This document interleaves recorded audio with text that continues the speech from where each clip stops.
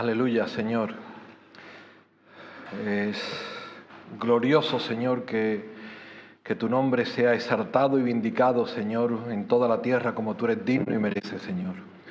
Muchísimas gracias que tu Espíritu nos vivifica y nos ilumina y nos anima, Señor, a adorarte de todo corazón, Señor, y que tú te sientas amado y reverenciado como tú mereces, Señor. Y ahora encomendamos nuestros corazones ante tu Espíritu para que tu palabra nos ilumine y nos confirme, Señor, en la fe. En Cristo Jesús. Amén, Señor. Amén. En el Evangelio de nuestro Señor Jesucristo, según San Juan, encontramos el glorioso tema de hoy, en el capítulo 14, cuando nuestro Señor Jesucristo estaba anunciando a sus discípulos que iba a partir hacia la gloria, hacia el mismo lugar donde había estado antes con el Padre. Los discípulos se quedaron tristes, turbados, es la expresión, turbado, cuando está el agua turbia, estaba el alma turbia, estaba triste, porque era el deseo de su alma estar con el deseado, con Jesús. Lo había prometido la Escritura desde el Génesis, desde el consejo predeterminado. Dios había prometido que Él mismo vendría y nos salvaría. Y Él mismo vino, y cuando iba a realizar la obra de salvación, anuncia que va a partir. Los discípulos se quedan tristes. Dice, pero no os entristezcáis. Os conviene que yo me vaya, porque os voy a dar otra promesa. Dios había dado primero la promesa de que iba a venir Dios encarnado en la persona de Jesús. Y ahora Dios está dando otra promesa de que va a venir Dios en la bendita y gloriosa persona divina del Espíritu Santo. Os conviene que yo me vaya. Dice San Juan capítulo 14, versículo 15. Si me amáis, guardad mis mandamientos. Y yo rogaré al Padre y os dará otro consolador, para que esté con vosotros para siempre. El Espíritu de verdad, el cual el mundo no puede recibir, porque no le ve ni le conoce, pero vosotros le conocéis, porque mora con vosotros y estará en vosotros. Versículo 26. Mas el Consolador, el Espíritu Santo, a quien el Padre enviará en mi nombre, Él os enseñará todas las cosas y os recordará todo lo que yo os he dicho. Aleluya. Aleluya.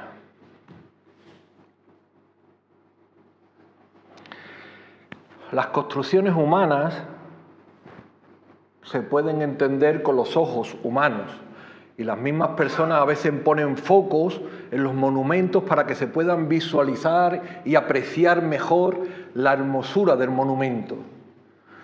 Pero las cosas gloriosas de Dios, no hay ojos humanos, no hay medios humanos, no hay ni microscopio ni telescopio que nos pueda enseñar el firmamento, pero no puede enseñar las cosas gloriosas celestiales. No puede. Solamente Dios puede revelar a Dios. Y la gloria de Dios que vimos, porque cuando estuvo el Mesías entre nosotros, vimos el resplandor de su gloria, vimos aquel que era gloria y verdad entre nosotros. Ahora iba a partir y no le pudiéramos entender si Dios mismo no nos enseñase todas las cosas. Él os enseñará todas las cosas y Él os recordará todo lo que yo os he enseñado. Solamente Dios puede enseñar a Dios. Y si para un judío era un disparate que Dios se manifestase en carne y estuviera entre nosotros, y un tropezadero que Dios fuese pisoteado como una flor y entregando su vida en la cruz, ya cuando le dicen que el Espíritu de Dios, el Espíritu Santo, iba a morar en nuestros corazones, no iba a estar al lado, iba a estar en nuestros corazones. ¿No sabéis que sois templo del Espíritu Santo y que el Espíritu Santo mora en vosotros? ¿Cómo va a ser eso? Si cuando venía y la Sequinat acampaba entre nosotros en medio, porque Dios siempre ha querido estar en medio de su pueblo, solamente el sumo sacerdote una sola vez al año podía acceder a aquel lugar. Y ahora nos está diciendo que el Espíritu Santo va a vivir en nosotros. Que estamos destituidos de la gloria de Dios porque somos inmundos. Eso es lo que está enseñando la Escritura. Cuando el Señor nos ha santificado por su sangre preciosa, estamos legalmente santificados para que el Espíritu Santo entre en nuestro corazón turbado, turbulento, a la deriva todavía. Porque aunque hayamos nacido de nuevo, en nuestro corazón quedan muchas cosas por santificar y ordenar. Y esa es una obra sobrenatural que solamente Dios Espíritu Santo puede hacer en nosotros. Él ha venido a santificar todo nuestro corazón, todo nuestro espíritu. Bendito sea su nombre. Cuando hablamos del Espíritu Santo, hablamos. Y no quisiéramos que fuese una mera ideología, una mera teoría. Hablar de Jesús, hay teólogos no creyentes que hablan de Jesús. Hablar del Espíritu Santo pudiera ocurrir que haya personas no creyentes que hablen doctrinalmente del Espíritu Santo. Hablen. No es hablar, es experimentar. Solamente es salvo el que recibe a Cristo, no el que habla de Cristo. Solamente siente al Señor, al Espíritu en su corazón, el que tiene una inmersión espiritual en el Señor, en el Espíritu. El que lo siente, el que lo palpa, solamente siente el agua fresca de la playa, no el que le dicen cómo es el agua, sino el que se baña en el agua. No te puedes broncear si te dice, mira, hay que broncearse tal y cual. Dice, vale, me voy a broncear aquí. Dice, no, aquí no puedes. Tienes que salir, ponerte en la presencia del sol. Si queremos sentir el Espíritu Santo, tenemos que hacer lo que el Espíritu Santo nos enseña.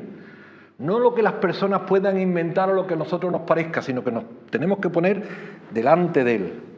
Dice el Señor, capítulo 16 de San Juan, la primera de las 3 líneas que vamos a argumentar, porque este es un tema tan glorioso que es toda la vida entender a Dios.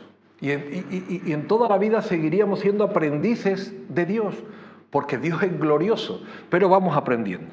Hoy tres líneas. La primera dice San Juan 16, versículo 12 al 14.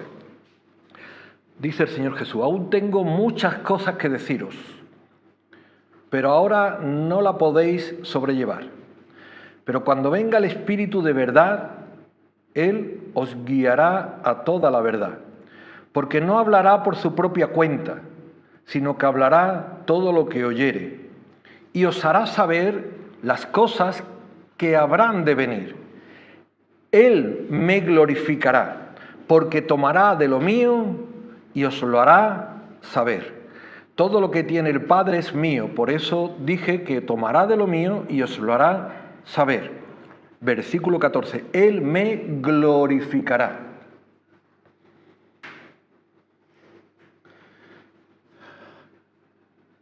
La auténtica gloria del Espíritu Santo es glorificar al Hijo. Que nuestro espíritu se centre en adorar al Hijo, en entender la obra de gracia del Hijo. Para eso el Espíritu nos convence de pecado. Para eso el Espíritu Santo nos contrista, nos guía a toda la verdad, nos ilumina, para entender lo que otras personas tienen delante y no entienden. Y el Espíritu Santo abre nuestros ojos espirituales para que lo entendamos, por su obra providencial y sobrenatural. Él me glorificará. Ese es el primer tema, me glorificará. Y es el hilo conductor de toda la operación sobrenatural del Espíritu Santo, glorificar al Hijo. Estamos hablando de sentir.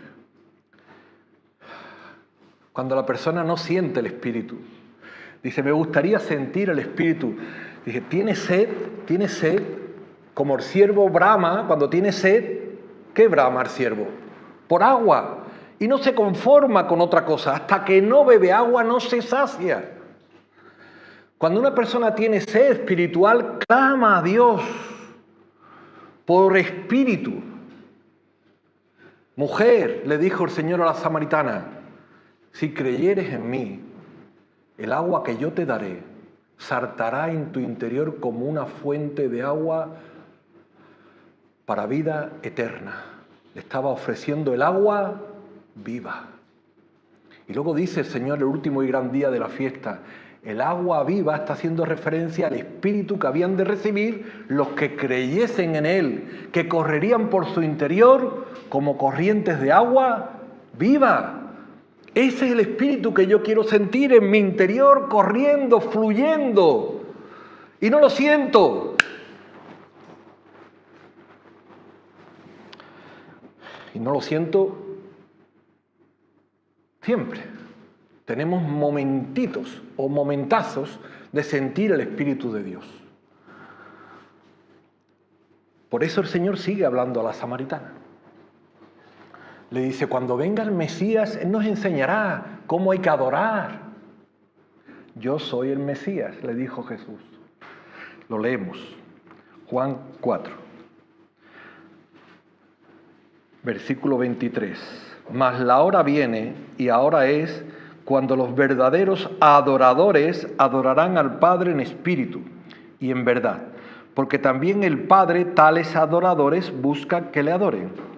Dios es espíritu, y los que le adoran en espíritu y en verdad es necesario que le adoren. ¿En qué se centra la Escritura? En adorar a Dios, y adorarlo en espíritu y en verdad. Ese es el sentido de nuestra vida. Adorar a Dios. Ser un adorador continuo. No tener momentitos de adoración, sino que nuestra vida sea un altar de adoración. Nuestra vida humee como olor fragante. Que cuando voy al trabajo voy a glorificar a Dios por haciéndolo bien. Cuando estoy en mi casa educando a mis hijos, estoy glorificando a Dios haciéndolo como Dios nos enseña. Que cuando estoy en las relaciones con mi vecino, si lo tengo que perdonar, perdono como Dios nos enseña. Eso es glorificar a Dios en toda nuestra vida. Pero evidentemente hay momentos especiales y específicos de adoración, como es el domingo. Es un día de adoración y es muy pertinente. Y días como hoy más. Días como hoy más. ¿Qué es lo contrario de las tinieblas? La luz. ¿Qué es lo contrario de la mentira? La verdad. Adorar en verdad. ¿Qué es lo que hay mucho en Huelva? Mucha mentira. Que hace falta espíritu de verdad. ¿Qué es lo contrario de la idolatría? ¿Qué es lo contrario de la idolatría? La adoración. Tristemente, somos embajadores de idolatría. Tristemente muchas almas están volcadas ante los dioses. No pocas, muchas. En todos los sitios hay ídolos. En todos los sitios hay pecados. Pero cada periodo, cada lugar tiene sus propias esclavitudes espirituales, propias, específicas, resaltadas. Y aquí hay una muy clara, la idolatría. Por eso cuando el pueblo de Dios se congrega y adora al Señor, el Señor se glorifica y se deleita en la adoración de su pueblo. Cuando nosotros adoramos y exaltamos a Dios con nuestras alabanzas, con nuestras oraciones, el Espíritu de Dios se mueve en nosotros, sentimos el Espíritu de Dios. Claro, si es que es lo que el Espíritu de Dios quiere, adorar al Hijo. Estoy por aquí, estoy por allí, no siento a Dios. ¿Cómo lo vas a sentir? No estás en el fluir del Espíritu. Adorar al Señor. Es nuestro reto como iglesia, como familias, como personas, en espíritu y en verdad. Dice Lucas, el segundo tema de los tres, al final en su capítulo 24, que cuando el Señor iba a partir nos encomendó una misión de ir por todo el mundo y llevar el Evangelio. Así que le dice el Señor Jesús al final, Lucas 24, versículo 49. He aquí, yo enviaré la promesa de mi Padre. Nótese lo de la promesa de mi Padre, que antes en el título de San Juan ponía la promesa del Espíritu Santo, pero no aparecía la palabra promesa. Pero estaba bien porque aquí lo pone y en Hechos de los Apóstoles también lo pone. La promesa de mi Padre sobre vosotros. Pero quedaos vosotros en la ciudad de Jerusalén hasta que seáis investidos de poder de lo alto. Dos cosas. Cuando una autoridad es investida, por ejemplo, un presidente de la comunidad es elegido hoy, pero todavía no está ejerciendo como presidente hasta que no es investido. Un alcalde es elegido hoy, pero no ejerce de alcalde hasta que no es investido. Un ministro cualquiera tiene que ser investido, tiene que llegar un día que ante la autoridad legislativa sea investido con la autoridad que le confiere el legislador para darle esa competencia durante el tiempo de su mandato. Nosotros hemos sido elegidos. Igual que el Padre me envió a mí, Apostolus, yo os envío a vosotros. No está diciendo que envía a los de la bancada de aquí. No está diciendo que envía a los de la bancada allí. Está diciendo que os envía a todos nosotros. Pero esperaos hasta que seáis investidos con poder de lo alto. Hechos de los Apóstoles.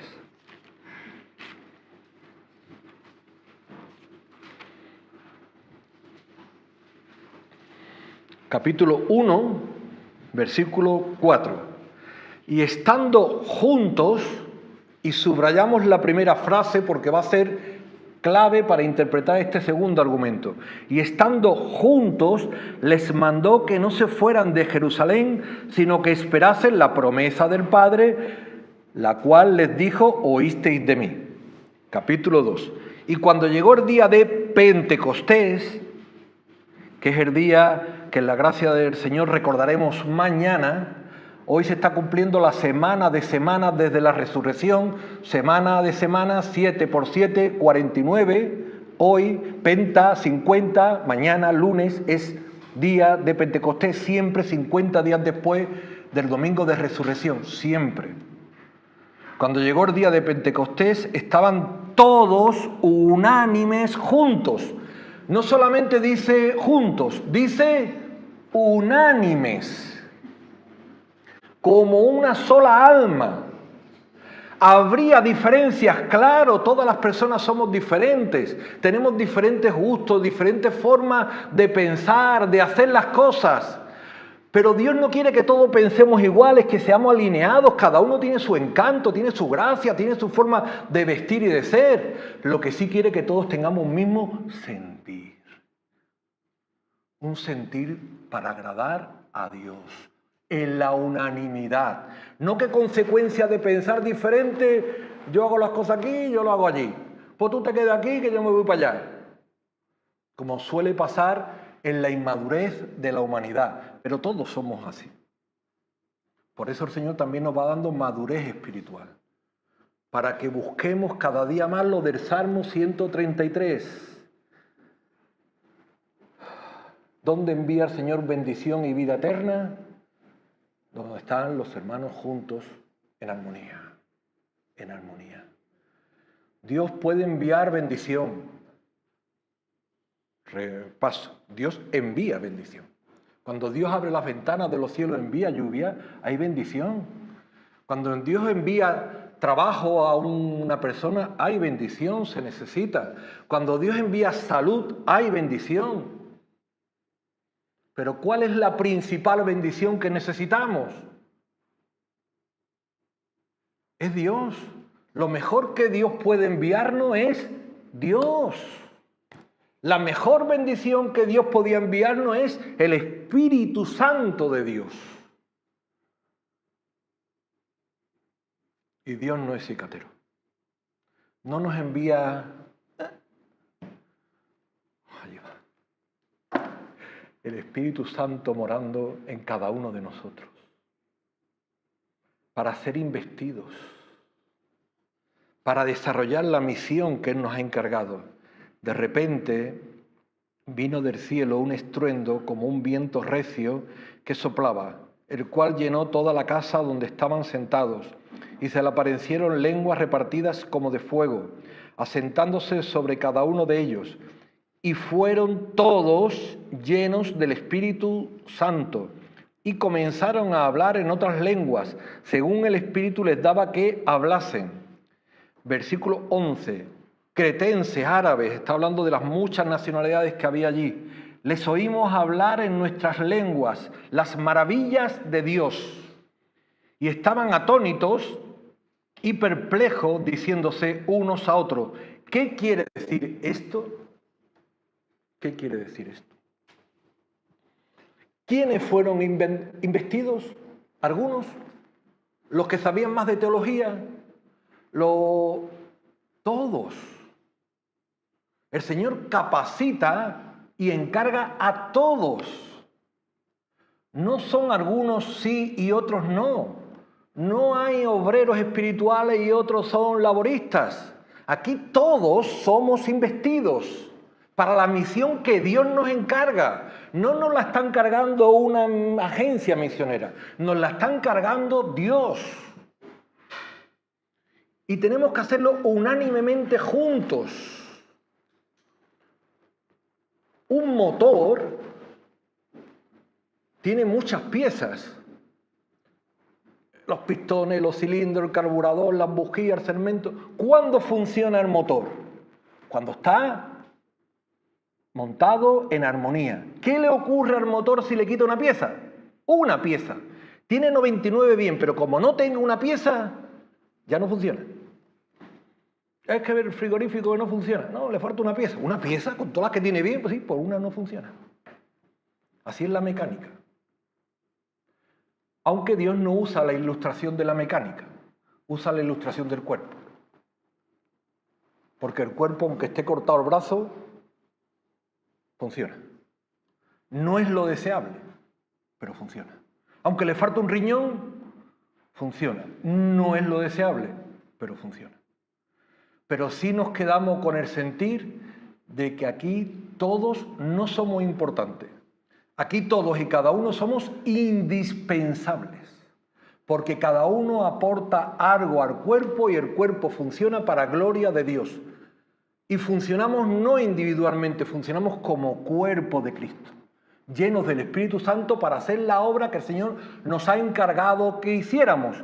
¿Qué hicieron los apóstoles? Predicar de Jesús. Lo dice el apóstol Pedro, les oímos hablar en nuestras lenguas. Si allí había cretenses, árabes, de Etiopía, cada uno el Señor le dio esa facultad para hablar en los idiomas extranjeros y les entendiesen. El Señor tenía que hacer principalmente, también las hace hoy, pero principalmente durante el tiempo de Hechos de los Apóstoles, también se le llama Hechos del Espíritu Santo, señales y maravillas para que la gente creyesen que aquellas personas realmente habían sido encomendadas, investidas por Dios. Porque si no iban a pensar que eran vulgares marineros o vulgares recaudadores de impuestos y no embajadores del reino de los cielos. Cuando usted va por las calles de Huelva, usted es un embajador del reino de Dios. No hay persona más importante que pueda pisar las calles de Huelva que usted. Claro que saludo a una autoridad, a un alcalde, a un de estos, nos reunimos con ellos, les saludamos con respeto. Pero no son los más importantes de Huelva. Los más importantes son los que tienen la autoridad del cielo para ministrar en su nombre. Y esto es lo que dijo Pedro. Dice, en los postreros días 17 explicando, dice Dios, derramaré mi espíritu sobre toda carne, y vuestros hijos y vuestras hijas profetizarán. ¿Y de qué profetiza el espíritu? Lo dice el versículo 22. Varones israelitas, oí estas palabras, Jesús Nazareno, varón aprobado por Dios entre vosotros con las maravillas, prodigios y señales que Dios hizo por medio de él, como vosotros mismos sabéis.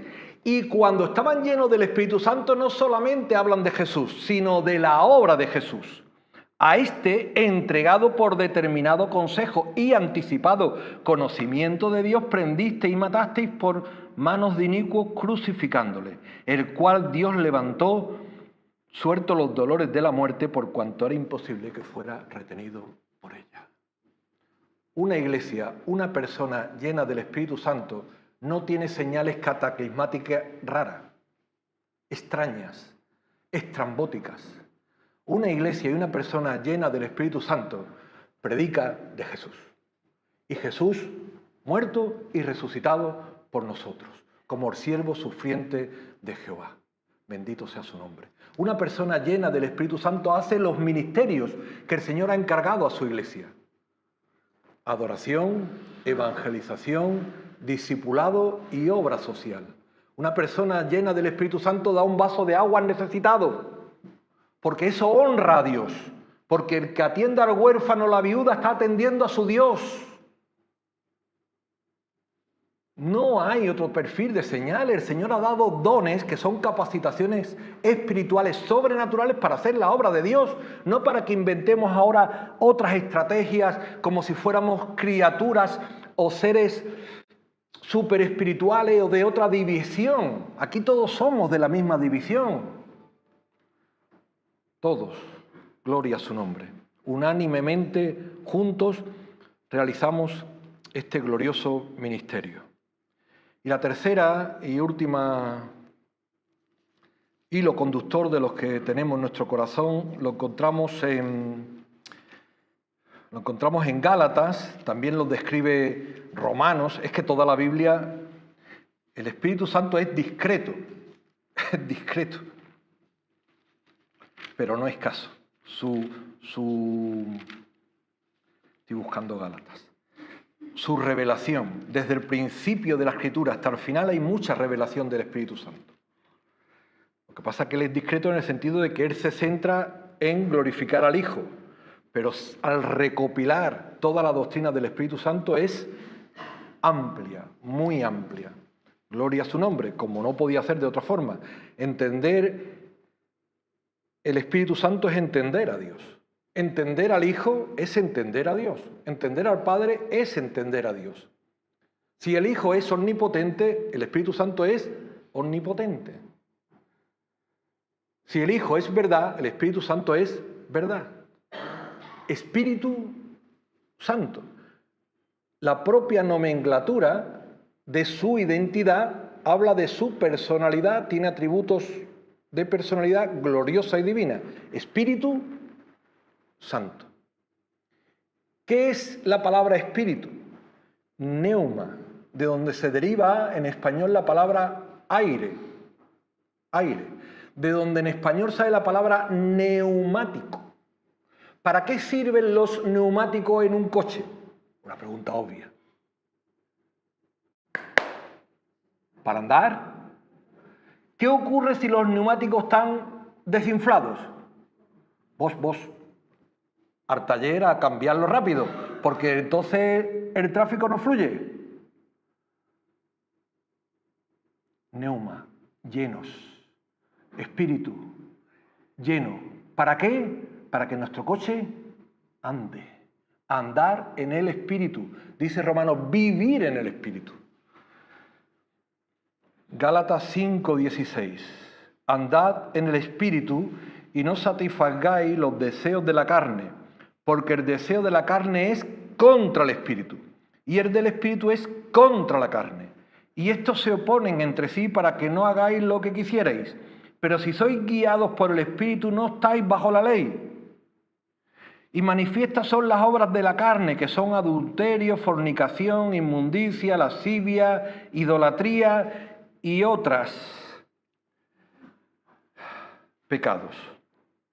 Versículo 22. Mas el fruto del Espíritu es amor, gozo, paz, paciencia, benignidad, bondad, fe, mansedumbre, templanza. Contra tales cosas no hay ley. Pero los que son de Cristo han crucificado la carne con sus pasiones y deseos. Y si vivimos por el Espíritu, andemos también por el Espíritu. 6:8. Porque el que siembra para su carne, de la sangre segará corrupción, mas el que siembra para el Espíritu, del Espíritu segará vida eterna. Cada uno de estos hilos indudablemente da para mucho contenido. Estamos pincelando, ¿vale? Y subrayando lo que nos parece que es importante. Andar en el Espíritu es caracterizar los frutos del Espíritu. Es caracterizar la imagen de Cristo en nuestra vida. No es un mero hablar. Es un vivir Cristo en nosotros.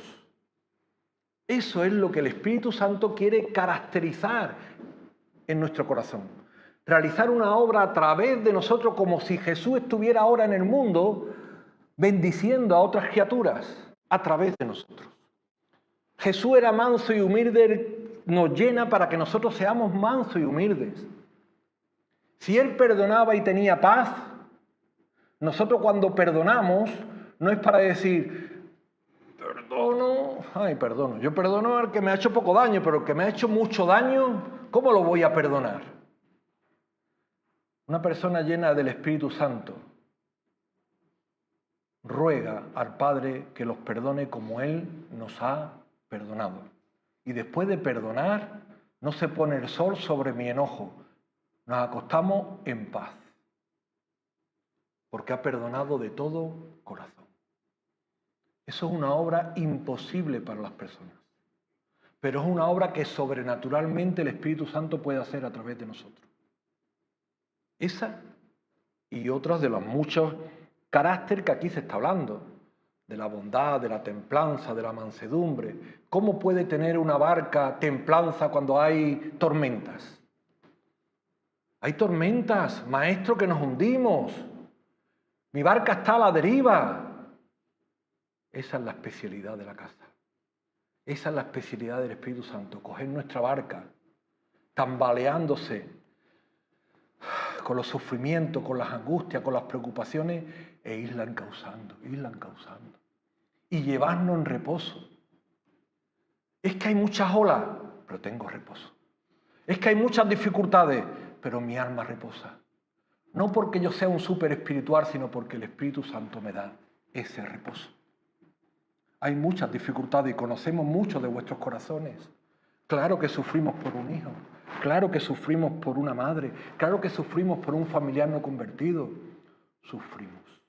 Es lo normal, es lo espiritual, sufrir. Pero el Señor nos consuela, como Él solamente sabe y puede hacerlo, porque Él es el Paracletos, el Consolador, nuestro ayudador. Señor, quiero vivir la vida cristiana como tú me enseñas, pero no puedo. Ya lo sé, hijo, para eso te he enviado el Espíritu, para ayudarte, para hacer en ti Él lo que tú no puedes. Y juntos, esperéis la gloriosa venida de Dios, del Hijo. Por eso el Apocalipsis termina diciendo, el Espíritu y la esposa claman. ¿Qué claman? Ven, Señor Jesús, ven pronto. Que el Señor sea bendito.